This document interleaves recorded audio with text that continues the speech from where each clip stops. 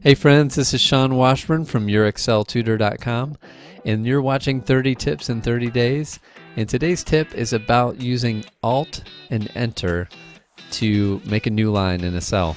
So if you've been using Excel for any length of time, you'll know that when you type something in, like I type in text and I hit Enter, by default I go down to the next cell.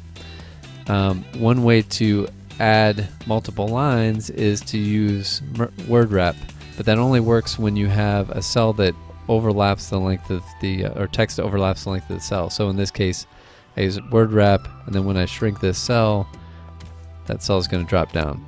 But what if you have a cell like my address cell up here, and I want street to show up below address, but the cell's still going to be this wide? There's really no way to do it with word wrap, so that's where you use Alt Enter. So I go after address, I hold down my Alt, I hit Enter, and it'll drop it down. That's the same thing I did over here.